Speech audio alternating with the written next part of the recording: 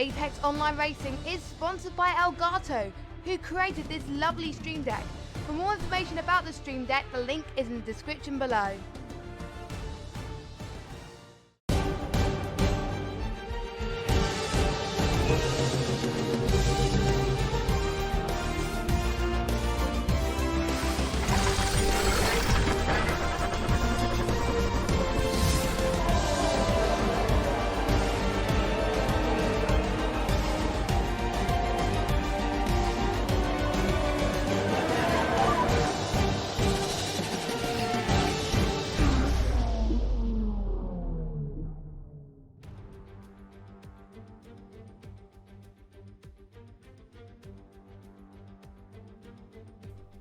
Good evening everybody and welcome back to round number 10 of AOR Hype Energy PS4 F1 Season 16 for the British Grand Prix. Silverstone is the spiritual home of Formula 1 and is a fan favourite on the calendar with its exhilarating fast and flowing corners. I'm Ali Kid and unfortunately I will be alone in the commentary box this evening due to the unfortunate absence of Gaming Ali Monda, so I will do my best to cover as much of the action as I possibly can. Silverstone is certainly one of the most historic tracks on the calendar in both real life and in AOR, and has provided several dramatic moments. If you cast your minds back to Season 13 on F1 2016, you may recall the controversial 3-car crash at Stowe on the very final lap of the race, resulting in an unlikely victory, it has to be said, for the Williams of RC Wallen in what is probably one of the most dramatic moments in the history of this league. The track itself is actually surprisingly difficult to overtake at due to the prevalence of the dirty air effect through the fast corners of Copse, Maggotts and Beckett's, making it very difficult to get close going onto the Hangar Straight. The strategy as well is a stone wall one-stop, as well as as pretty much the pit lane here has the largest amount of time loss compared to any other track on the calendar. It just costs you so much time. So pretty much everybody is going to be doing a one-stop unless they can help it, really. You can see the tyres available here. We have the soft, the mediums and the hards, which is a very conservative tyre choice from Pirelli, as well. You never really see anybody using the hards. The only driver to use the hards in the race in real life was Nico Hülkenberg, and that was the only time they were used at any point in the season. So they are an extreme hard compound tyre, and unless we have a safety car or something crazy like that, nobody will be using those hard compound tyres. You can see the pole time and total time records will both probably be beaten today. We're expecting the pole time to be mid to low 25 if somebody is really on it today, so that pole time is almost certainly going to get beaten. But taking a look at the track, then you can see the two main overtaking opportunities are into Stowe and Brooklands with those DRS zones. We also have a DRS zone going into turn 1 at Abbey though, and you can see here Bresnay versus Sorensen going into Vale, the final chicane. And there are plenty of other overtaking opportunities that may be a little more obscure as well that you may not expect. But now let's go on board with Wycombs for a hot lap of this wonderful Silverstone circuit. Let's join PC Split 1 driver Wycombs as we go on a lap of the Silverstone Grand Prix circuit, coming across the start-finish line to begin our lap as we go over to the left-hand side before going to the flat-out turn 1 and turn 2 of Abbey and the farm curve. Braking just after the 100-metre board then for turn 3 at Village, then getting the car over to the right-hand side to open up the space for turn 4 of the loop. Then a tricky traction zone as we accelerate up through the gears. Turn 5 at Aintree Corner. And now we put the DRS on for the first time in this lap as we go down the Wellington Straight. Braking at the 50-metre board then as we go, sliding the car in to turn 6 at Brooklands, and then the late apex of turn 7, the long turn 7 of Luffield, using as much curb on the left-hand side as we accelerate through the slight right of turn 8 here at Woodcote, through the old pit straight when we have the old bridge layout, and then we go through the flat-out turn 9 of Copse Corner, not running too wide there out of the corner, and now going through the famous turns 10, 11 and 12 complex of Maggotts, Beckett's and Chapel Corner. And now we accelerate down, DRS for the second time as we go down the Hangar Straight underneath the game sign there. And now we prepare ourselves for turn 13 of Stowe. A long corner, making sure we get a nice apex there and not running too wide once again on that curb on the left-hand side. And now we break in between the 150-metre boards for turn 14 of Vale. And now we come through turn 15, Club Corner for the final time. And that completes a lap of the Silverstone Grand Prix circuit.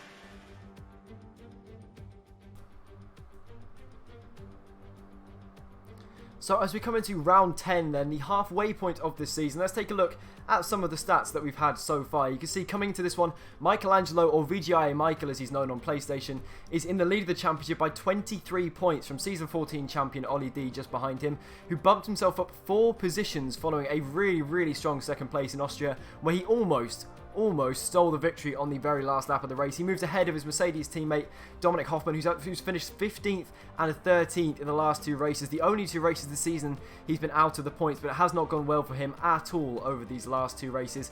Let's take a look at some of the more obscure stats as well. I absolutely love these statistics, and well, the one that stands out most for me here is the fact that Flores has picked up 4 pole positions so far this season, but has an average finishing position of 10th, and has lost an average of 5 positions during the race. He also managed to get himself outside of the points, despite finishing on the podium across the line due to an obscene amount of corner cutting penalties last time out in Austria, which is really quite something. But you can see we haven't had anyone pick up more than 2 victories at all this season. Dominic Hoffman and VGI Michael are the only people to have 2 victories, and Michael actually, interestingly, doesn't have a single pole position so far this season, so showing that it's definitely more about the race than it is about qualifying, which is maybe a lesson that Flores could learn from his McLaren teammate, and maybe that might help him put together a bit more of a championship challenge going into the remainder of this season. But looking at the Constructors' Championship as well, it is Mercedes who have a solid 35-point lead.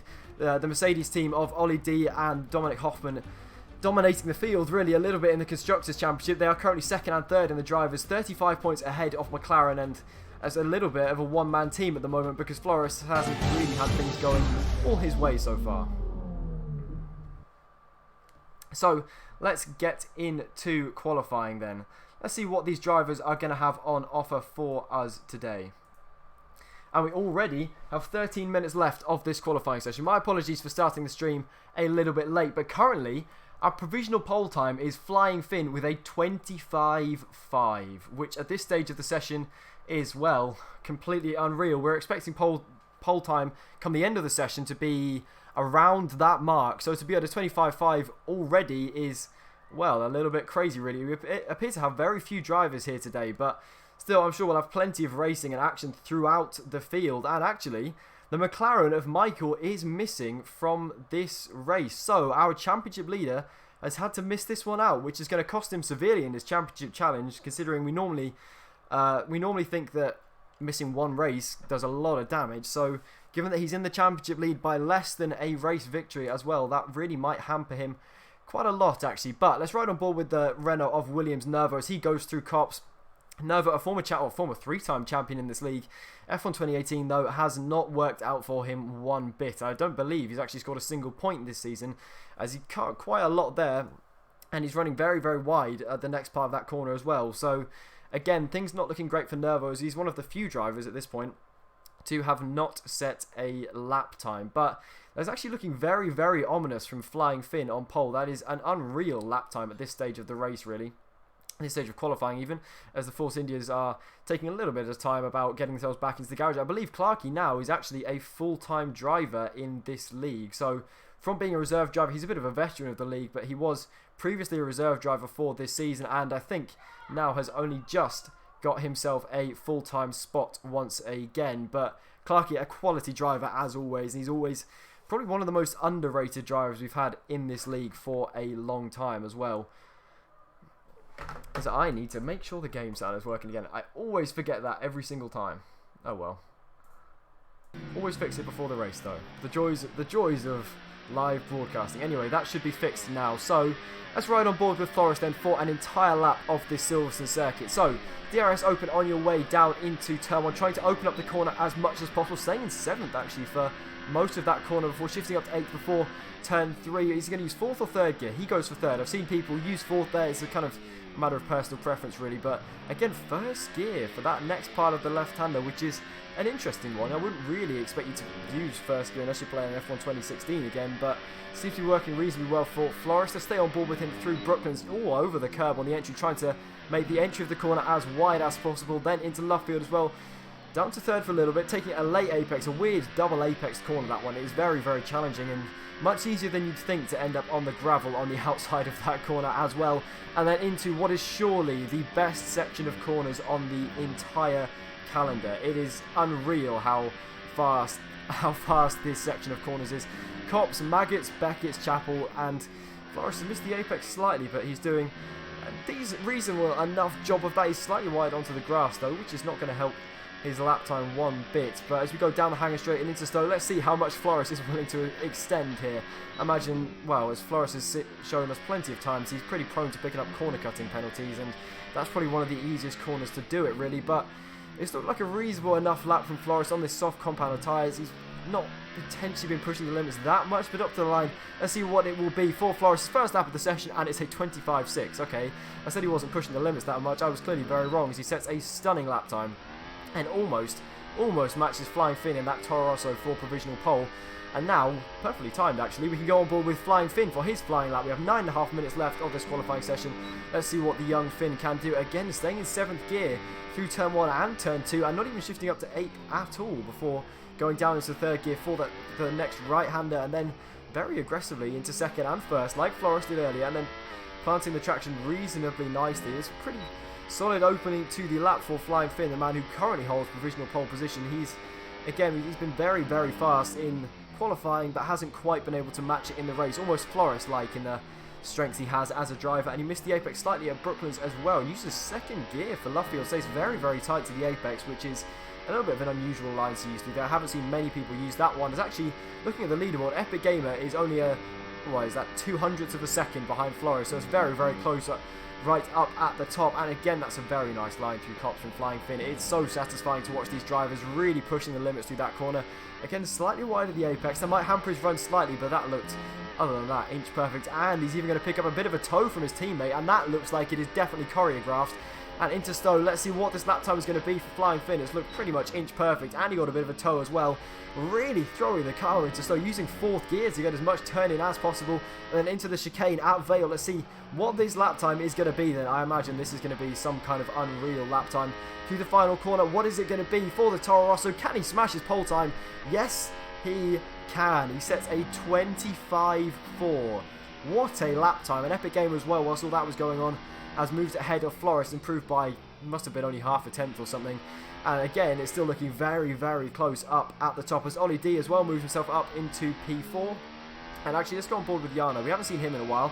It's his first race back after he missed Austria, unfortunately, after a stunning performance in Paul Ricard, where he managed to pick up his first victory, and he moves himself up into P2, but still around a 10th and a half off pole position. And again, Flying Finn's time is looking reasonably safe actually up at the top. Let's go on board with Jarno's Force India teammate, actually Clarkey, who's coming to the end of his lap in the Force India. He's currently down in P7. Let's see if he can move himself up at all. There's a Ferrari sideways across the line. That was quite an odd one. I'm not sure what Alex has done there. We've seen drivers in the past go for kind of crazy banzai moves across the line to try and gain as much time as possible, so it looks like he's just lost it there. That was a very, very odd one. I wasn't quite expecting to see that one. And now let's go on board with the other Toro Rosso of Big C, as he is going to come towards the end of his lap as well. Currently down at P9. Well, a bit of a disastrous position to start, really. You don't want to be down at the lower reaches of this top 10 whatsoever, because it gives you such a strategic disadvantage for the race. He's currently, what, 1.2-ish seconds off pole, which is a massive margin, really, when you consider how competitive this league is, and when you consider how close everybody was in Austria last time out. That's a quality camera angle, that. And up to the line, Big C moves himself up one position and is now only 6/10 off pole. That was a really, really nice camera angle out the final corner. That is quality from Codemasters putting that one in there. I don't think I've ever seen that one before. But let's go and find someone else who is on a lap. Williams Alex in P5 currently. I believe he is on an in-lap, actually. So let's go with Flores, who's, even though he's on an out-lap, he will be the first person to start what I assume is going to be his final flying lap in this session. He's trying to get as much heat into the tyres as possible on the run down into Copse. He has, what, half a lap to go before he starts what is probably going to be his final lap. If he's got 6 minutes, actually no, he might still have time to get another run in come the end of the session. It's going to be very tight though, but it does give him, well, as much chance as possible, really, of putting in the fastest lap time that he can. But let's see, yeah, he appears to be one of the few drivers out on track on an outlap at the moment. Let's see what Flores can do then. He has the track to himself pretty much. Again, weaving and weaving on the straight, although I'm actually probably taking quite a lot of life out of his tyres, although with the carcass temperatures on this game, it does make a big difference whether you have cold tyres or warm tyres, and you do need to actually put some thought into the preparation lap, as well as thought into maintaining your battery and everything like that before you start your qualifying lap. It's definitely a nice little variable to add in for this game. But let's ride on board with Flores again though. We've already seen him on board for one lap. Let's see him on board for another one and see if he can improve from his provisional P4. He only needs to find half a tenth or something to move himself up into P2. Again, it looks very nice through turn 1, missing the apex slightly, and there's a Toro Rosso going slowly in the braking zone, which is certainly going to put him off a little bit, but Flores has managed that pretty nicely. The man who's had 4 pole positions so far this season, but is yet really to convert any of them into solid results. That appears to be a bit of a trait of Flores. We've seen him go for banzai and cause all kinds of problems in Bahrain, and then pick up, what, 12 seconds, 9 seconds worth of corner cutting penalties in Austria, which dropped him outside of the points after he crossed the line in 3rd place. I think that is really a skill in itself to be able to pick up that many corner cutting penalties. And I know it seems like in my commentary I really have it in for Flores. I don't. It's just quite amusing to pick up that amount of corner cutting penalties, and he's run very wide at Cops as well, and surely that is going to invalidate his lap. I would be very surprised if he's got away with that one, and yeah, it has invalidated his lap, and he's backed out of that one. That looked right on the edge. He didn't lift at all. I was looking at his throttle trace in the bottom right. He kept it flat out, and well, eventually ended up paying the penalty for that one. But Flying Finn is also out actually, and we saw him just before on Flores's lap as well. So let's see if Flying Finn, with 4 minutes pretty much remaining in the session, can better his provisional pole position time.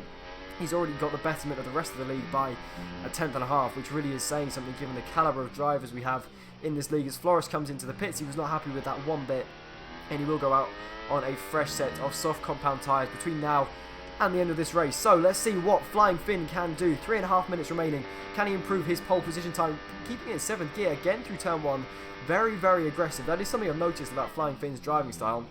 He does like to rev out the gears an awful lot and make the most of his car. He looks very aggressive all the time. Doesn't necessarily look that smooth, but it certainly looks like he is always on the limit, as again he is there drifting out that corner onto the Wellington straight and then into Brooklands. Does he keep it in 7th gear? No, this time he goes up to 8th and then uses 4th, clips the apex reasonably nicely, carries a lot of speed through there, has a little bit of a wiggle on the exit as well, and uses 2nd gear for Luffield. That is a really odd line, but it seems to be working for him an awful lot as well. He's on provisional pole, so I won't question the lines that he's taking.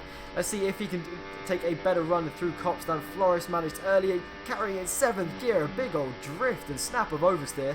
That would have scrubbed off quite a lot of speed, but he's carried on regardless, and it still looks like a decent enough lap as he throws the car into Maggots and Beckett's, revving out the gears like mad, and it's just amazing to watch how on the limit he is.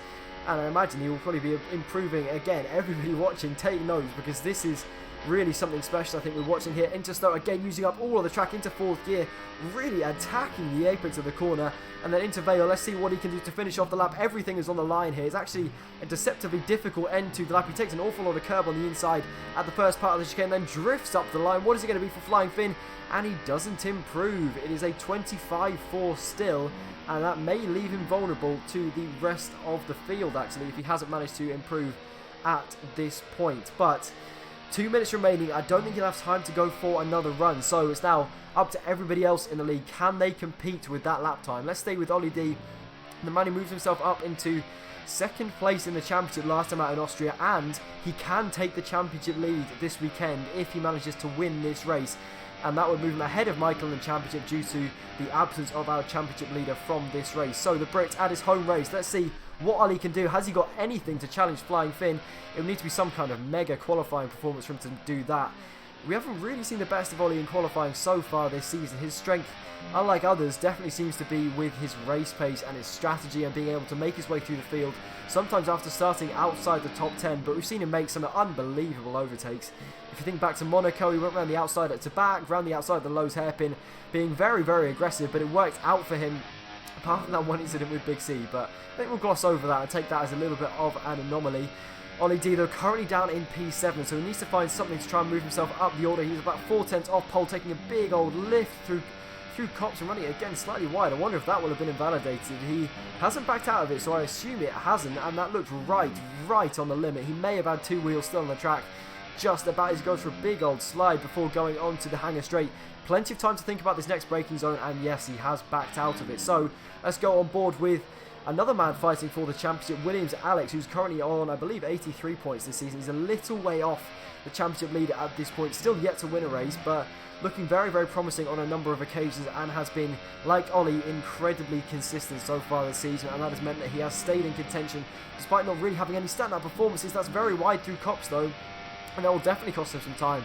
Just seems to be hampered with a huge amount of understeer there. That was very, very odd. His car looked nowhere near as responsive as everybody else that we've watched through that corner, and then through Marcus and Beckett's not quite as committed maybe, but looks very, very smooth as our provisional pole man, Flying Finn, retires from this session. So that provisional pole time is not going to be bettered by the Toro Rosso. It's now open to be beaten by everybody else. Let's see what they've got then. Let's stay with Alex as he comes into the final chicane. Clark is retired from the session as well. He'll start down in P10. A little lock up on the inside front from Alex coming into Vale. Can he keep the traction down through the final corner then and up to the line? Where is it going to be for Alex? He's up to P2 and he's only a 10th off pole position. Let's go with Yana though through Cops. Very, very committed, but again, it seemed to be hampered with a little bit of understeer. His car looked nowhere near as responsive as Flying Finn or Flores when we watched them earlier in the session. But through Mackins and Beckett's, again, he's slightly wide of those few corners, and that is definitely going to cost him a little bit of time as we come onto the hangar straight. Again, plenty of time to think about this next braking zone. Make sure you use all of the track. You can use any gear from 6th to 4th, really, depending on your driving style preferences. Yano goes for 5th, right in the middle, but he's very wide as Epic Gamer takes pole position right at the death with a 25.3. What a lap that is from the Haas man. He's been very quick in practice all week and seems to have just stunned everybody with that lap. Yano moves up into P4, Flores up into P3. Let's see if we can find anybody else on a lap. Ollie D is about to finish his lap as well, up to the line. Can he improve his second lap on this compound of tyre? And where is it going to be for Ollie? I don't think he did improve. The checkered flag was out as he crossed the line, and it is P7 for the Mercedes. And it is not looking good for his bid to take the championship lead at the end of this race. He definitely, well, he needs to work his way up into the lead if he wants to take the championship lead away from Michael this time around, which seems to be a little bit unlikely starting down in P7. But let's take you through the grid then. That is unbelievably close right at the top. It is Epic Gamer in the Haas who takes pole position once again this season, half a tenth ahead of Flying Finn, and then Flores is another 100th of a second back from Flying Finn, and then Yano is also in P4 within a 10th of the pole time. That is just unreal. The top four separated by 1/10 of a second. Then it's Williams, Alex, NTG Freak, Veloce, Ollie D, Curly Whirly, Big C, and Clarky rounding out the top 10. And Deagle Killer and Tim Palm as well. Those two sneaky Red Bulls will have free choice of tyre for the race. And if you remember back to Austria, that worked an absolute treat for them, as we think either Red Bull could have won that race, really, given the strategy they were on. Unfortunately, Deagle Killer managed to disconnect, which really clearly hampered his chances, but Tim Palm took a stunning late victory, and well, I don't think anybody was really expecting it, but he did an unbelievable job, and I think those two Red Bulls are certainly going to be dark horses for this race. If they start on the medium compound of tyres, go long, and then go for a charge at the end on those soft compound tyres, they could definitely be a threat, maybe to the podium, and at a push, depending on how much the leaders battle, they could be a threat to the leaders as well. That's basically what happened in Austria, really, was their strategy just completely played into the hands, because we had the top four fighting it out to the death, really, the entire lap, which, well, not the entire lap, the entire race, which just meant that they lost huge amounts of time and allowed Tim Palm to drive past all of them, really, well before the end of the race and make the most of those super soft tyres. So we're ready for the formation lap then. And well, as I've mentioned plenty of times before this season, formation lap does actually matter, and I think by the looks of things we are going to have a completely dry race. The sun is out like it was in real life for the 2018 British Grand Prix, and it appears we're not going to have any kind of precipitation at all, although with the good old British weather you never really know. But by the looks of things there's a distinct lack of clouds in the sky, so I wouldn't imagine we're going to see much rain. But yeah, it's definitely going to be an interesting one. We're expecting the strategy to be a stonewall one-stop. We're not expecting anybody to try anything different at all, simply because you lose so much time in the pits. There is no way, really, that you can make a two-stop faster. And even if you have wing damage, you're probably going to want to pit for the hard compound tyres, the blue tyres, which I have to say look very odd on F1 cars in the dry, because you just associate them with the full wet tyres. But even then, I imagine you probably wouldn't want to be doing two stops. It's just a death to your race, really. There's no way you can recover that amount of time. Even if you're as fast as Epic Gamer and Flying Finn, there's just no way that you're going to be able to pull that amount of time back. I think one to watch though in this race is NTG Freak down in P6. He's had well, he's been out of the points the last 2 races because he's had incidents at various different points during the race, which has hampered him quite a lot. And like Flores, he seems to suffer from this chronic disease of picking up endless corner cutting penalties, which means it's very hard to compete for race victories. Though he's managed to pick up 2 race victories so far this season, he could certainly have had more had he been a little bit luckier with lap 1 incidents and his corner cutting penalties as well. So let's just scroll through the field. Williams, Alex is what he could probably do with a bit of a standout result. We haven't seen one as of yet from Alex. He's been impressive in Monaco, picking up a podium there, and he's been impressive at several other points this season, but he is still yet to pick up a victory, which, I mean, you consider that he is the reigning champion, having fought for the title for 2 consecutive seasons, is perhaps a little bit surprising. It's also surprising that Ollie D is yet to pick up a victory as well, considering how impressive he's been at various different points this season. Actually, we thought he'd won in China, but then Curly Whirly got his penalty removed, which meant that eventually the win was awarded to the sole pad user in this league. But we are ready to go racing then in Silverstone for the final time in 2018. We are ready to go racing for round 10 of AOR PS4 Season 16. It is lights out and away we go. Can Epic Gamer keep the lead out into turn 1? It seems to be a decent start from the Haskar, and the Force India of Jarno is challenging Flying Finn into turn 1, and they all go line astern pretty much into turn 1. Is Flying Finn going to challenge for the lead into the next right-hander? Yes, he is. He dives down the inside of Epic Gamer, but cannot make anything stick. He's going to be forced to the outside for the next part, as there's a spinning Red Bull behind. There were several cars off in the runoff area as well, but let's go with Flying Finn. Can he do anything to challenge the Epic Gamer into Brooklands on lap 1 of this British Grand Prix? He's right in the slipstream. No DRS as Epic Gamer feigns to go defensive and defends very, very effectively from Flying Finn behind, and that means that the Haskar is able to stay in the lead of this race. So as we come out of left field on lap 1, it is Epic Gamer from Flying Finn from Jarno, and appears everybody apart from Deagle Killer and Clarky managed to get through the first few corners cleanly, as everybody is so close coming into Cops. Nobody brave enough to go for a move there at this point in the race, but let's see if Flying Finn then can stay close enough to Epic Gamer to challenge him into Stowe. I mentioned the dirty air in the intro, and it certainly does make a big difference, and you can see Flying Finn is being hampered with understeer all the way through that flowing high-speed section of corners, and it means he's nowhere near close enough to Epic Gamer coming into Stowe. And Jarno actually might be close enough. No, not quite. So the top 3 as we come to the end of lap 1 is still Epic Gamer from Flying Finn from Jarno, and it appears that nobody really has changed positions too much. Let's have a look at that actually. Position change, very few moves. Williams Nerva up into P11, or P10 even, moving himself up 4 positions. Jarno jumping Flores as well into P3, but there really aren't that very many movers either. So Veloce Ollie D moving up 1 into P6 as well, but for the most part everybody is still in their grid positions as they started this race. And what is crucial now is that Flying Finn is able to stay with Epic Gamer, and he stays in DRS range, otherwise that Haskar is just going to drive away from everybody else. He's had unreal pace in so many of these races so far this season, just things haven't quite worked out for him on a number of occasions, but if he can distance Flying Finn now and get out of DRS, then I think it's going to be very difficult for the Toro Rosso to snatch a victory here, because the DRS does have a massive effect around this track.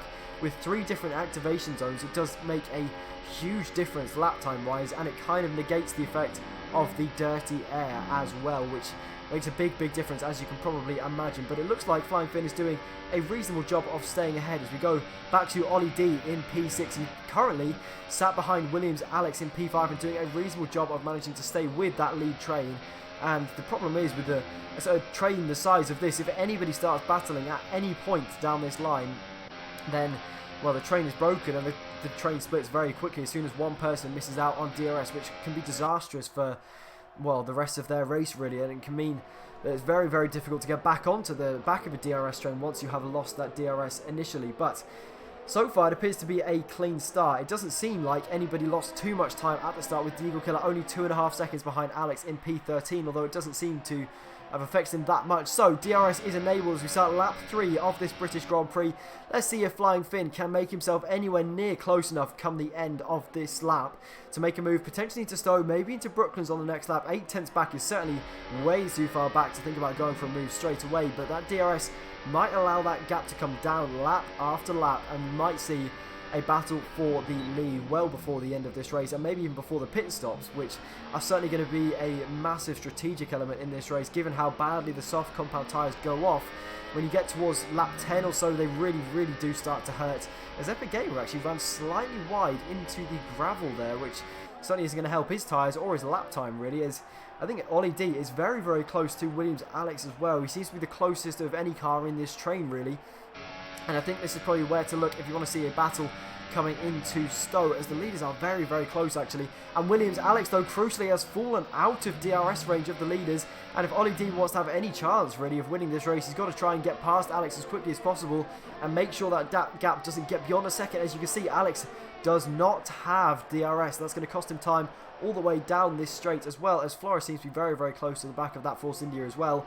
So the top four already are slightly starting to break away from the Williams Alex, the Williams esports driver, just behind them in P5, although the entire field really seems to still be incredibly close, and Alex actually has managed to close that gap in these next few corners. That's allowed him to close back up and back into DRS range of the cars in front as well. As Flying Finn, he closed that gap a little bit since the last lap, down 2/10 from what it was on the previous lap, but again 0.6 of a second is way too far back, as Williams Nervo is going very, very slowly, and he's off in the gravel already. So something has happened there with the Renault driver, and he's, after having such a promising start, his nightmare of a season continues, and Nervo has left the session. I think he was not a particularly big fan of whatever happened there. Unfortunately, didn't quite catch what happened there, but clearly hasn't worked out well for Nervo, and he has bailed on this race already. So we have 13 runs remaining on lap 4 of 26 of this British Grand Prix, as we ride on board once again with Flying Finn, and that gap is now down to 0.4 of a second, and if he can stay close through this next sequence of corners, then he may well have a chance coming into Stowe with that long DRS straight, and if not into Stowe, then maybe into Brooklands or into Turn 1 or into Stowe on the next lap.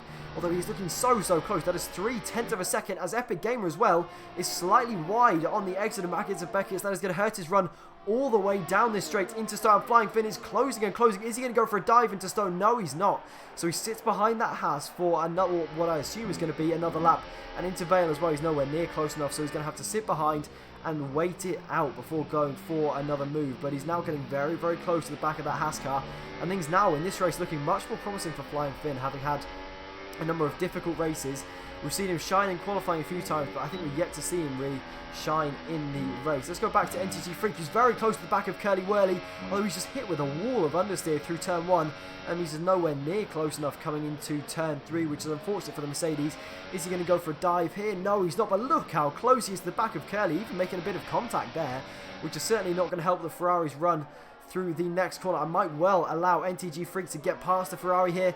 Actually, let's go back to the battle for the lead though, because they're looking very, very close to stay with the Mercedes for another corner, and no, he's not able to do anything, but look how close Flying Finn is to the back of that Haas car, and he is really pushing Epic Gamer through all of these corners really. And again, if he can manage the dirty air through these next few corners, this is certainly closer than he was on the previous lap. Let's go on board with him through Cops. Can he stay close to the back of Epic Gamer? Yes, he can actually. Flying Finn just looks so committed every time we watch him through Cops. He manages that beautifully every single lap. We saw it in qualifying, and we're seeing it in the race here, and that's paying dividends in his battles to try and take the lead of this race out of Epic Gamer's hands. And now, let's see, is he anywhere near close enough? He's going to have the slipstream, he's in the DRS, but I don't think he's quite close enough maybe to go for a move on this lap. He's gaining and gaining though, and Epic Gamer is forced to go defensive. Is Flying Finn going to do something intelligent? Go for a cutback? No, he's not, and Epic Gamer is able to fairly easily defend that one into Stowe, only having to go moderately to the inside to deter the Toro Rosso car from going for a move. So it is still the status quo at the front of this race. We're about to start lap 6 of 26 here. Epic Gamer is still in the lead of this one, and the only big split that's appearing down the field is between Curly and everybody else, as Flying Finn actually is very, very wide, and that might hamper him through the next section of corners as well. But let's go to NTG Freak. Is he going to go down the inside of Curly Whirly? No, he's not. He's again not close enough, as actually the leaders are so close together. And surely this time Flying Finn has got to be looking for some kind of move into Brooklands. Surely he is close enough this time around. You can see him gaining and gaining behind the Haas car. Again, Epic Gamer goes slightly defensive, and that is enough to deter Flying Finn from going for a move. And again, he's not able to get past, and I think Epic Gamer still really has this one under control. He looks very, very assured in his defensive driving, and Flying Finn's going to have to be a little bit more inventive than that if he wants to try and get past, as whilst that battle was going on, NTG Freak was able to get past Curly Whirly, and now he's setting out in pursuit of his teammate in P6. So the two Mercedes currently running in P6 and P7. The leaders in the Constructors' Championship are not having their best race so far. They need to get a little bit of luck later in this race to see if they can maybe challenge for potentially a podium depending on what happens at the front of this race. But again, this time Flying Finn is so much closer to the back of Epic Gamer. Is going to try something different this time around. Already Epic Gamer going defensive, but Flying Finn is gaining so fast. It's down the inside into Stowe. Epic Gamer leaves him a little bit of space on the inside and is able to carry more speed around the outside at Stowe, and again goes defensive and is able to prevent that Toro Rosso from going for a move. But you can see this entire train of the top 6 is still intact, and any one of these top 6 drivers really could win this race. This small amount of battling that's happening between the two leaders is enough to make sure that everybody behind stays in touch with them, as well as Flying Finn this time is very, very close into turn 3. And again, he's probably going to be safe looking for a move into Brooklyn as well. He's, again, almost got his front wing inside the back of that Haas car, as our first penalty victim of this race is Clarkey, who picks up a 3-second time penalty, currently running down in P13 after we believe he was involved in an incident at the start of this race. But Flying Finn, again, he's just following Epic Gamer very closely through Brooklyn, through Luffield, and again, he'll probably be able to follow closely through Cops as well. And again, through Luffield, he's able to carry much more speed than the Haas, and he just looks so much more assured at every single corner, really, and he seems to be much more committed than his fellow driver, and it means that he's just very, very close whenever he gets the opportunity for DRS, and this time maybe he might be close enough coming into Stowe. That gap currently is 3.5 tenths of a second. Yano Racing is a further 7 tenths back, and then Flores is very close to him as well, so Flores might be the other mover in this train if he can get past that Force India, as that's very wide from Flying Finn. He is all over the grass on the exit, but that hasn't slowed him down at all in his pursuit of Epic Gamer. So into Stowe, this time again he goes to the outside, but he is much, much closer, and he swoops completely around the outside of Epic Gamer. He will have the inside for the chicane at Vale. They bang wheels coming into the braking zone. Can Epic Gamer go around the outside? He can. He's carrying so much more speed than the Flying Finn, and they are still side by side coming into the final corner, and Flying Finn is all over the curb on the outside, but he's going to have another go into turn 1 surely. Epic Gamer just about hangs on to the lead of this race, and he gets DRS actually. That's very, very lucky for the Haas car. That means he's able to stay ahead coming into turn 1, and now Yano Racing is incredibly close to the back of Flying Finn as well, but Epic Gamer surely is going to be under huge, huge pressure from this entire train coming into Brooklyn. So that's a big old drift from Flying Finn just behind us. Flores and Flying Finn could both be on the move here. Flying Finn very, very close to the back of the Haas, but I don't think he's quite close enough though. He is gaining rapidly in the slipstream, but not quite enough. So let's go with Flores, and again he's not quite close enough to Yano either, but it is all hotting up in the battle for the lead of this race, as Flying Finn and Epic Gamer both run very, very wide. But it looks like this is perfectly set up to be another one of those classic races. I thought any race we have this season is going to have to go some way to top what we had in Austria, but you can see the entire top 10 in one camera shot there. That is just unreal, as Flores is so close to the back of Yano Racing through Cops. His car looked much more planted through that corner and meant he was able to get much closer.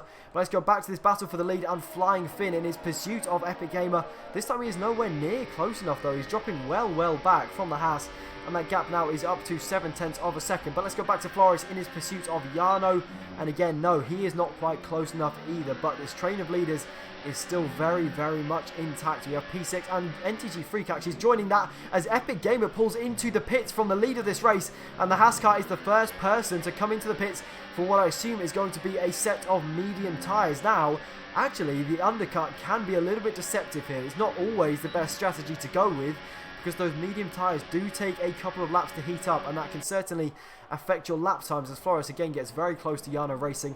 Flores, surprisingly really, hasn't picked up any corner cutting penalties at this point in this race. I'd assume by now he'd have several seconds, but I don't know how many warnings he has exactly, but so far he's managing to cope reasonably well. But these guys need to really put their differences aside and stop battling for a few, well, this next lap really, if they want to have any chance of staying ahead of Epic Gamer as he comes out of the pits. They have a massive opportunity here to jump that Haas car, make the most of their soft compound tyres whilst they still last. That's Big C and Clarkey as well in the pits following Epic Gamer's example, and Epic Gamer actually has a huge amount of clear air. He's got 20 seconds to the next car, so he has free reign to push as much as he likes really, as Flying Finn picks up a 3-second time penalty, and given how close it is for the lead of this race, that is going to drop him several positions, and that's really going to hurt his result in this race. If nobody else picks up corner cutting penalties, that is certainly going to cost him an awful lot. But let's stay with Flores then. Can he do anything to try and get past Jarno Racing? No, not quite. It doesn't look like he's anywhere near close enough actually into Stowe. But let's see who is going to dive into the pits this time around. We're on lap 9 of 26 here. Is anybody going to follow Epic Gamers' example? Yes, they are. Flying Finn dives in, Jarno Racing dives in, but Flores and Williams Alex stay out, as Ollie D has also come into the pit. So we have currently Flores, Alex and Flying Finn out in the lead. Let's stay with Flores though and see where Epic Gamer actually comes out. No, let's go back to Epic Gamer and see if he can do anything really about trying to stay ahead of those guys. So there is Flying Finn. I think that was Williams Alex picking up a 3-second time penalty as well, which, as I said with Flying Finn as well, is going to hurt his race results significantly. But can any of these guys do anything to challenge Epic Gamer? We're expecting him to be coming round the final few corners in a matter of moments. Surely this is going to be very, very close between Flying Finn and Epic Gamer in the Haas. So keep an eye out for the Haas car in that same camera shot. Where is he going to be in relation to Flying Finn? There he is, and they are side by side out of the pit lane into turn 3. Can Epic Gamer maintain the lead of this race? Yes, he can. He swoops around the outside of Flying Finn and just by the skin of his teeth maintains the lead of this race, and that was just managed perfectly by the Haas car.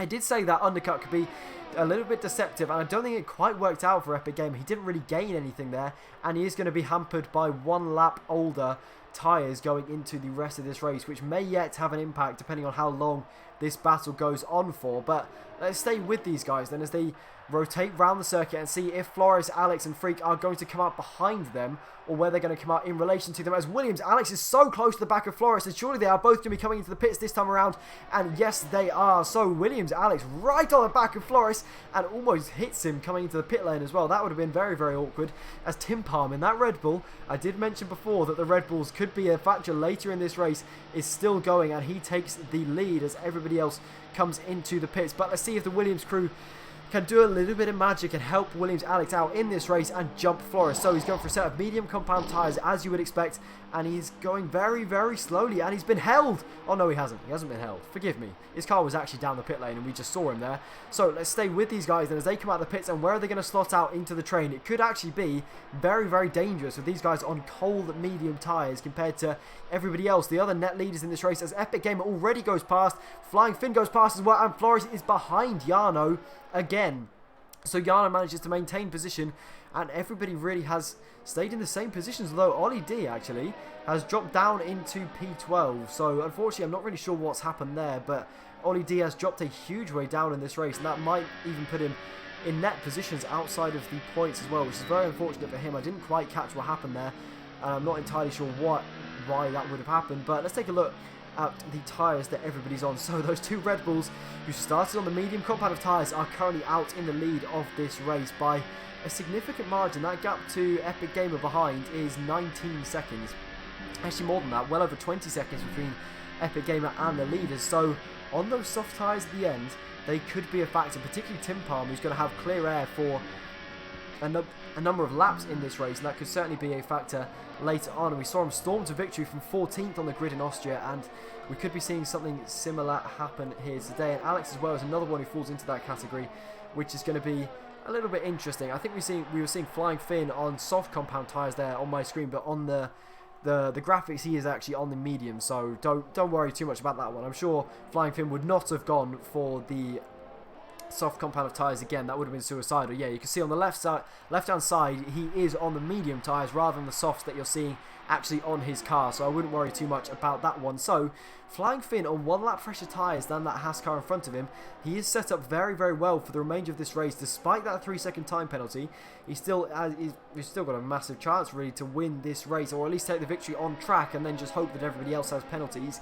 You would assume that given this track is very difficult to not get penalties at, you would probably assume that most of these drivers will have some number of penalties come the end. But you can see again, Flying Finn is doing a very good job of staying close to the back of Epic Gamer, and that's allowing him, well, he's going to have plenty of opportunities to overtake later on in this race. That gap is 0.3 of a second now, or 3.5 tenths really, Let's see if he can stay close again through Copse and again through Maggots and Beckys. He won't be feeling the benefits of those fresher tyres at this point in the race, really.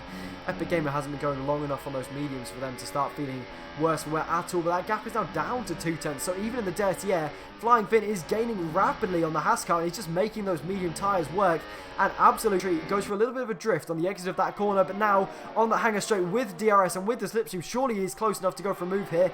Is Epic Gamer going to have to go defensive again? Yes, he is, but Flying Finn switches back to the inside out of nowhere, and again, Epic Gamer moves very late on the braking zone, and that allows him to stay ahead. That looked very, very late, actually. That was right on the edge of fairness from Epic Gamer as Flying Finn. I said he had to try something different, and he did go for it then, trying to switch back to the inside, but he was caught out a little bit by the fact that Epic Gamer did read that one, and also it switched back to the inside in the same instant, really, as this train for the net lead of the race is a 4-car train now, as Williams Alex has actually fallen back a little bit. But if these guys keep battling at this rate, and it won't take long for that Williams car to get right onto the back of them again. So, again, let's ride on board with Flying Finn as he challenges Epic Gamer for the net lead of this race once again. And into Brooklands, is he going to be close enough this time? Is he going to use all of his ERS and all of his fuel as well? He's gaining very quickly down the Wellington straight, but again, Epic Gamer very intelligently goes defensive, moves to the inside, and that is enough to stay ahead of that Toro Rosso car, who again is getting very close to the back of the Haas, but it's just unable to find any way through because Epic Gamer's defending is very mature, very effective, and is just able to prevent that Toro Rosso from getting the track position that he needs to get his way past. As Williams Alex is slowly closing that gap down. It's down 2/10 from what it was previously, but this train for the lead is getting very, very close together. They are all well within DRS range of each other, and they could all be going for moves on one another as we come onto the hanger straight on lap 13 of 26 here. We are at the halfway point in this race. Can Flying Finn again do anything to try and get past Epic Game? He failed on the last lap, switching back to the inside. Is he going to try something different on this lap? No, he stayed completely to the outside and tries to carry more speed through the corner, and then maybe get a run on Epic Gamer on the exit, which hasn't really worked. And is Jarno going to look down the inside? No, he's not. Flying Finn, though, dives down the inside of Epic Gamer.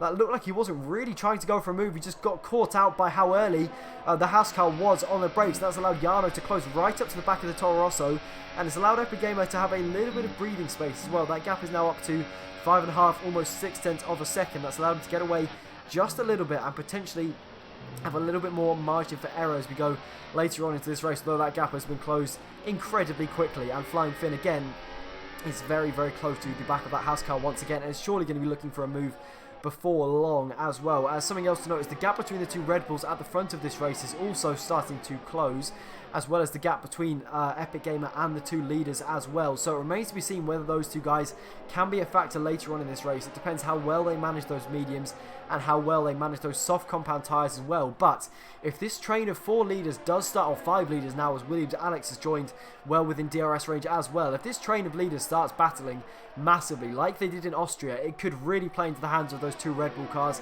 as Deagle Killer is now almost within DRS range of his teammate as well. Deagle Killer out with vengeance probably after what happened to him in Austria. He has a point to prove. He should have won that race last time out ahead of his teammate, but it didn't work out for him at all. He's got another chance here today to pull off the same strategy and maybe make things work.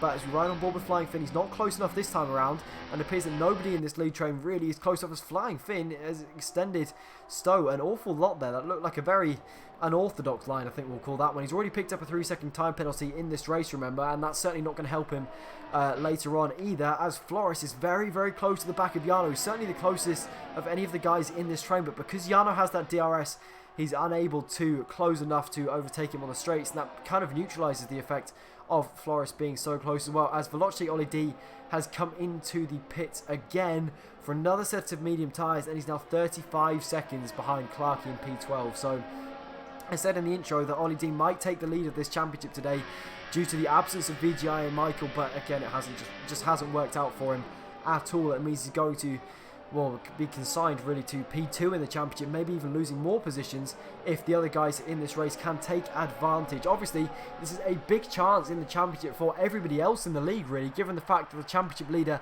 is absent. They all have They have a huge chance to gain some points on him, particularly looking at Epic Gamer, at Jarno, at Williams Alex. They have, well, if they get a good points haul today, they could find themselves in a much better position in the championship, as again, Flying Finn is incredibly close to the back of Epic Gamer.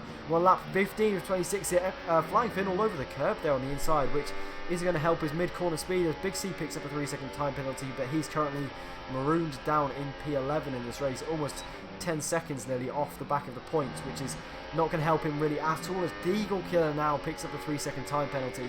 And again, I keep mentioning that if he keeps up at his current rate, he could be a threat later on in this race, but again, that is really going to hamper him at all, as the first of the medium runners to come into the pits is Car Alex. From just behind those two Red Bulls, he has gone for the soft compound tyres. Now, that is going to help us to judge where those Red Bulls are going to be later on in this race, and whether they are going to be able to challenge the leaders as well. So we'll have to keep an eye on where Alex comes out, and if he's anywhere near these leaders.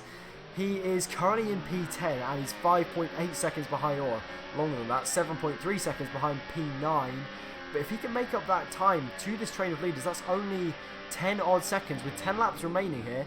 And those Red Bulls were definitely ahead of Alex by a significant margin. So I think Tim Palm could still well be a threat later on in this race. If they come into the pits in the next lap or so, they still have plenty of time to make the most of those fresh, soft compound tyres, and that could well give them a chance later on in this race to challenge for a podium and potentially even a victory. Tim Palm, as I said earlier, managed to take victory in Austria from a crazy grid position way down the order, and he could be doing the same once again today from P12 on the grid, slightly higher up than P14, but not much at all. But again, as we're riding on board with Flying Finn, he's so much closer to the back of Epic Gamer this time around, and he's much closer this time than he has ever been, really. Is he going to go to the inside for Stone? No, he's not again.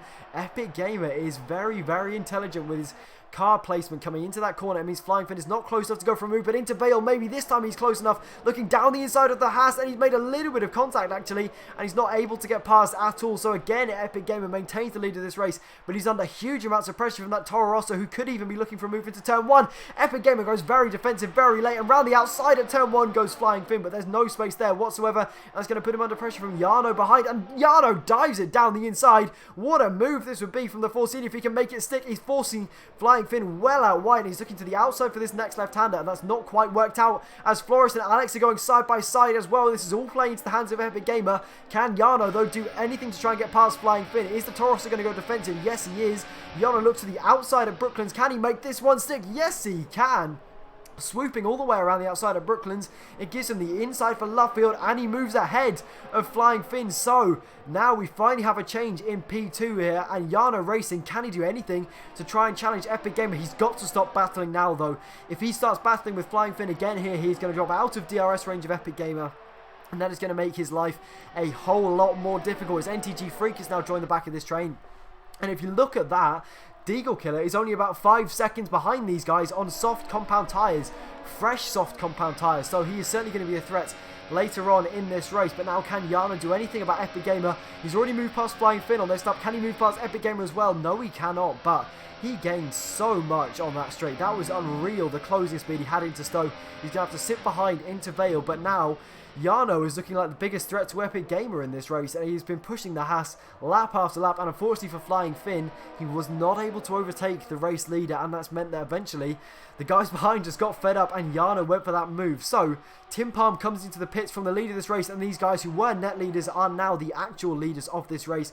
So everybody is now filtered out into their net positions here, and is Tim Palm going to come out ahead of Deagle Killer? No, he's not. So the Red Bulls have swapped positions here, and Deagle has moved ahead of Tim Palm, and he's going to be challenging surely for the lead of this race by the end. I cannot imagine a world in which those guys do not close up to the back of these leaders. They are going to be battling to the death really between now and the end of this race, and that is surely going to allow those Red Bulls to be able to catch up and to fight by the end. But let's go on board with Jarno then. Can he stay close to Cops and Maggots and Beckett's? He's certainly not quite close enough here. The gap is 3.5 tenths. Can he maintain that gap? And if he can, then he might well have a chance into Stowe, looking very planted actually through Cops, and that's going to set him in pretty good stead through Maggots and Beckett's, and then potentially going for a move into Stowe as well. As Epic Gamer is slightly wide of the apex there, and that's definitely going to allow the Force India to maybe have a sniff into Stowe. He's 3.5 tenths back now, but it's actually Flying Finn that's closer to him than he is to Epic Gamer, but he's closing rapidly on that Haas car. Can he do anything? No, he can't. He can't go for a move from that far back. The nature of Stowe just doesn't allow you to go for a move from that far back. But these leaders are unbelievably close here. They are pushing each other really through this sequence of corners. The gap isn't bigger than 4 tenths between any of them, and the entire top 6 here is in one camera shot, nose to tail through the final corner. They are so close to one another, and it looks like NTG Freak as well could be on the move here as Deagle Killer sets to fastest lap of this race. He is closing rapidly on these leaders, and I think that might be No, not quite a battle for the lead, but let's go back to Jarno then, as actually NTG Freak dives down the inside of Williams Alex, and he has made that one work, has he? No, not quite. And they're going to be side by side through the next part of the corner and down the Wellington straight as well. They will both have DRS, and Williams Alex could end up being boxed in here, as NTG Freak will have the inside for Brooklands. He locks up slightly on the inside front, pushes out Williams Alex slightly. The reigning champion is surely going to drop a position here. They are still side by side through Luffield, and NTG Freak has a huge snap of oversteer and means he's unable to make that move stick. It was very opportunistic from the Mercedes. He's currently leading the Constructors' Championship with Ollie D, and he's by far and away the lead Mercedes in this race, as Ollie's having a little bit of a nightmare. He is flying the flag for the Mercedes team and doing a very good job of it at this point, and he has still got plenty of potential to move up the field as we go on into this race. But on lap 19 of 26 here, Jarno Racing is so close to the back of Epic Gamer. That gap is 3.5 tenths. But again, he's not quite close enough, as actually Flying Finn could be the one on the move here. He's right on the back of the Force India, and they are all going to come together into Stowe, as Jarno is incredibly close to Epic Gamer, but again, he's still not quite close enough. And actually, again, it's Flying Finn who could potentially be looking for a move down the inside into Vale, but again, he is not quite close enough, as Tim Palm and Deagle Killer have both worked their way up past Curly Whirly, and those two Red Bulls are on the move. They're only 4.5 seconds behind this top 6 train. You can even see them just in the background there, as Tim Palm sets the fastest lap of this race. He is flying in this race, and he could maybe even steal another victory. He won last time out in Austria, and how unbelievable would it be if he won for the second consecutive race from starting outside the top 10. That would just be like nothing I've ever seen before in any league, really. That would be some drive from Tim Palm. He's making that his speciality, really, as actually both of the Red Bulls are. But again, this battle for the lead is very, very close together, and this is all just playing into the hands of those two Red Bulls, who are now only 4 seconds behind, and the gap is closing by every single corner, really, and these leaders are all going to come together, and we are going to have a fight between all of the top 8, maybe even the top 9 cars here for the lead of this race. We have very few laps remaining here, but there's still plenty of opportunity for all of these drivers to make a name for themselves and steal this victory right at the death. I'm not entirely sure how many penalties everybody has. I know Flying Finn and Williams Alex have 1 apiece, but I'm not sure about Jarno and Epic Gamer. I haven't seen them pick up any, but that doesn't mean that they haven't got any. We'll have to check and wait for the end of this race. As Jarno, yeah, he does actually open his DRS. I was worried he'd had some kind of DRS failure there. I saw he didn't have his DRS open for the first part of the straight, but he did manage to get it open before we got into Stowe. And again, he's sitting about 0.3 of a second behind our race leader here. So as we're about to start lap 21 of 26, do not go anywhere, people. There is still plenty of opportunity for any one of these drivers to win this race. Tim Palmer again is still sat about 0.3 behind his teammate. We know Deagle Killer has a penalty, and I don't believe Tim Palm does. So Tim Palm, of the two of them, is certainly better placed to win this race, as Flying Finn tries to look down the inside of Jarno Racing, but there's nothing really doing there. He wasn't quite close enough, and that almost ended up with the front wing of the Toro Rosso being swiped away by the Force India, who had full right to turn in there, and did, well, exactly what I would have done really, and turned in and didn't allow Flying Finn any sniff of an opportunity into that left-hander, and for good reason really, as he's so close to the back of Epic Gamer. All of the drivers take such differing lines through Luffield that they end up so close to each other at different points of the corner, and it's a recipe for disaster really, for one driver to hit another and to lose your front wing. But they've all managed it very, very nicely, as Flying Finn is the one who always uses second gear through that corner, which is quite odd compared to what I've seen from a lot of drivers, some of whom even use third or fourth, or definitely not second, but he takes a very different line to everybody else. It's certainly working out for him so far in this race. But as we have this beautiful camera shot, Jarno racing slightly wide onto the grass, but surely this time he's close enough. That gap is 3.5 of a second, and it is closing rapidly as we come into Stowe. Can he do anything? No, he can't. And again, he still has to sit behind Epic Gamer. And for now, he is still unable to get past his intervale. Again, nobody's really close enough to go for a move. And it must be infuriating for NTG Freak, sat right at the back of this train, just unable to make any moves because everybody in front of him has DRS. And it means he's unable to get close on any of the straights, and he just suffers with the dirty air of 5 cars in front of him, which certainly can't be a nice position to be in. But as we start lap 22 here, it's still Epic Gamer holding on to the lead of this race, as Flying Finn dives down the inside of turn 3 of Jarno Racing. He's trying to repeat the move that Jarno did to him a few laps ago, and he can't quite make it stick around the outside. He could well, though, have another chance as we come onto the Wellington straight. He's slightly wide. He's been pushed wide as well, but he's going to have the slipstream from Epic Gamer in front, which surely is going to allow him to go around the outside of Brooklands. Jarno, though, is much later on the brakes, but he's locked up, and he's missed the apex, and Flying Finn takes a beautiful line, cuts back on the Force India, and makes that move, so he gets himself back up into P2, but Jarno has Still plenty to say about this. So coming into Cops, can he do anything? This is just allowing Epic Gamers to get away as Flying Finn goes defensive into Cops. Surely they're not going to go side by side here, and sensibly Jarno backs out of that one, but he's so close to the back of Flying Finn again, and surely he's going to have to back out of this here. There's no way in hell he's going to go for a move into Magnus and Beckett's, and he does back out of that one as Flying Finn picks up another 3-second time penalty, and that's 6 seconds now, and that's going to drop him, well, down to P8 or P9. He's doing a Flores really at this point in the race. And speaking of Flores, he's now looking around the outside at Stowe of Jarno. He's going to have the slipstream from the Toro Rosso in front as Flores launches around the outside of the Force India. It's not quite worked out for him though, as the Force India of Jarno is actually doing an impeccable job of racing wheel to wheel in this race. He's been very, very clean with both Flores and Flying Finn, and although he has lost a position here, he's still looking in very good shape given Flying Finn's penalties, and he's so close to the back of the Toro Rosso again into turn 1. Flying Finn has got to go defensive really, and that's surely going to allow Jarno to go down the inside into turn 3. Flying Finn goes defensive though, and that's enough to put off the Force India, who's not really looking to lose his front wing at this late stage of the race. We're on lap 23 of 26 here, and while all of this is going on, those two Red Bulls are closing at a rate of knots, and Deagle Killer is now almost within a second of Williams. Alex in front of him, and he now is going to have DRS as we come on to the next DRS straight, and we now have, I repeat, an 8-car train for the lead of this race with 3 laps to go. There is still plenty of room for literally anything to happen here, as Flores is now under all kinds of pressure from NTG Freak, who's all over the back of the McLaren coming into Cops. Is he going to go for a banzai move into a high-speed corner? No, he's not. He's going to have to sit behind. He throws it into Cops. There's a huge amount of oversteer actually.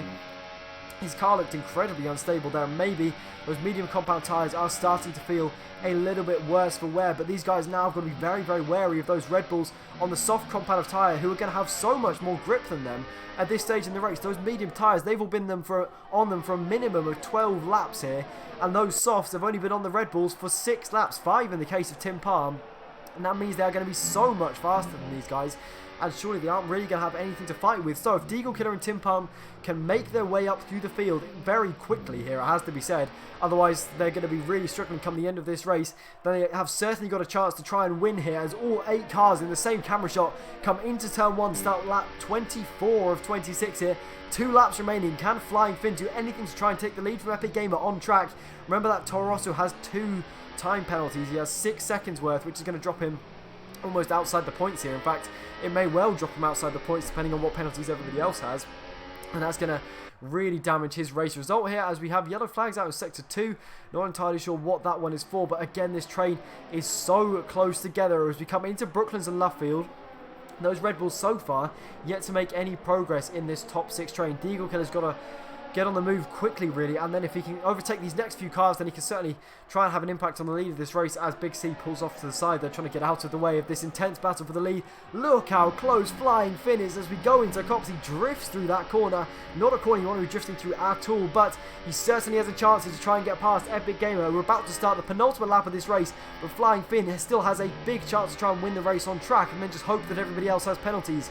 So is he going to close enough in the slipstream of this Haas car to be able to take the lead here? Flores is getting very close to the back of Jarno as well, and no, he's not. Let's go and see what Flores is doing. Jarno's going very defensive into Stowe, but he's running incredibly wide, and that's going to allow Flores to have the outside for Vale, which might well be enough to try and get past. Jarno's very late for the brakes. They almost both hit the Toro Rosso, and again, Flores has to sit behind, so Jarno maintains P3 here. And again, Deagle Killer not quite close enough. Let's go on board with that Red Bull for the first time in this race. The first time we've seen him really in this race. But we're on the penultimate lap here, and he has a chance to try and do something. He's carrying so much more speed than Williams. Alex into turn 3. He's looking for the outside on the medium tide. Williams round the outside, and he makes that move 6. Surely he's going to have so much more grip. But there's just so many cars in front of him to get in the way, and everybody's going to have DRS here. But he does finally move ahead. But let's go back to Flying Finn and see if he can do anything about trying to take the lead of this race into Brooklands. No, not quite.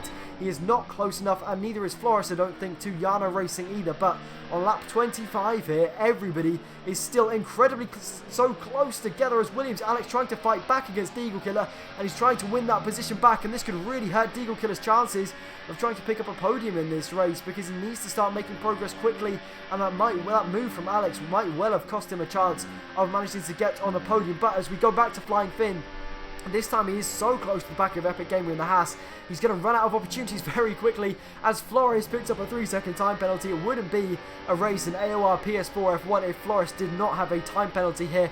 But AOR Flying Finn though, he's right on the back of Epic Gamer. He's going to run out of chances very shortly to try and get past the Haas car, and he doesn't go for it again. He's still behind Epic Gamer, who somehow has managed to maintain the lead of this race for lap after lap. And he's doing an impeccable job as behind them, Deagle Cadet is making a move again on Williams Alex, and finally he's been able to make that one stick. But we're about to start the final lap here, and surely he's not going to have enough time to make much progress at all, as NTG Freak again is very, very close to the back of Flores. Flores has fallen right off the back of Yana Racing, and again they could be looking for a move for P4 here, but back to the lead. And Epic Gamer, he's kept the lead of this race pretty much the entire race. He's on the final lap here. He's got the victory. He can smell the victory here. He's going to have a huge chance. But Flying Finn, he's got to try and keep him behind him.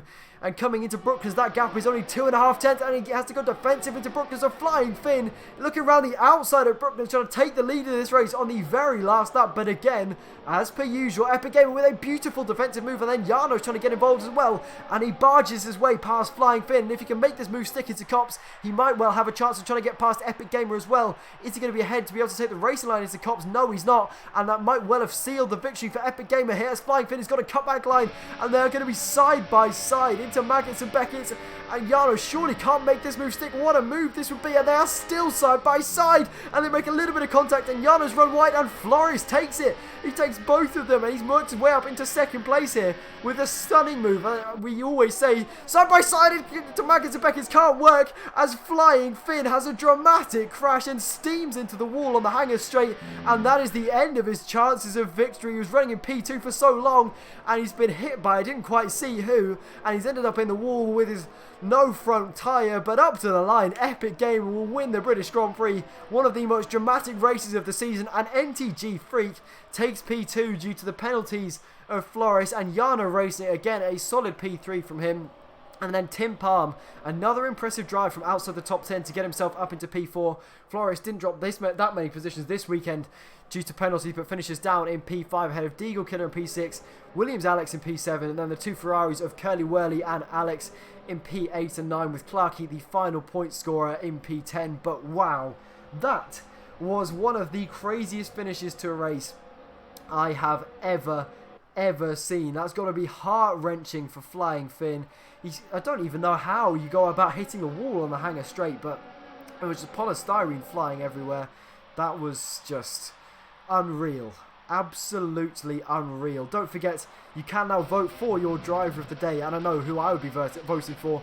It'd be a toss-up between Tim Palmer or Epic Gamer, because both of them were absolutely faultless today, and with brilliant drives for different reasons really. But wow, what a race. I thought any race this season would have to go a long way to match Austria, but damn, that was quite something. I think that might well have been there. But congratulations to Epic Gamer on winning an unbelievable British Grand Prix. He was under pressure the entire race. I don't know if there was any point in the entire race where there wasn't another car within DRS range behind him, and he held his own incredibly well, didn't bottle it under pressure, and did a fantastic job to take home the victory for the Haas team, as Dominic Hoffman makes the most of Michael's absence in the championship and gains 18 points on his championship rival. So let's run you through the confirmed race results. Then it was Epic Gamer who took a stunning victory ahead of the Mercedes of NTG Freak in P2, moved up from P6 on the grid very impressively, with Yana Racing in P3 for Force India, and of Tim Palm in P4 from P12 on the grid, which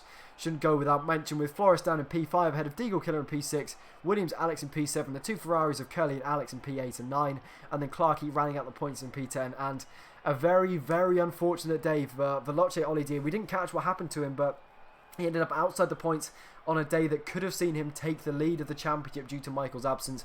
Didn't work out for him at all today, as the same can be said about Flying Finn, who, well, your heart goes out to him, doesn't it? That was so unfortunate. A dramatic crash on the final lap of the race, and well, where have we seen that before? I mentioned Season 13 in my intro, and that certainly had shades of that, although that battle was between 8 cars rather than just the 3 that we had in Season 13. But anyway, my voice is absolutely dying, so I think we are going to call it a day there. Make sure you go and watch the PC race and the Xbox race later this evening. If they're anything like that, you're going to be in for an absolute treat this evening. But Thank you all very much for watching, and, well, have a very Merry Christmas and a Happy New Year. That was the last race of 2018, so we'll see you all in the new year. Goodbye.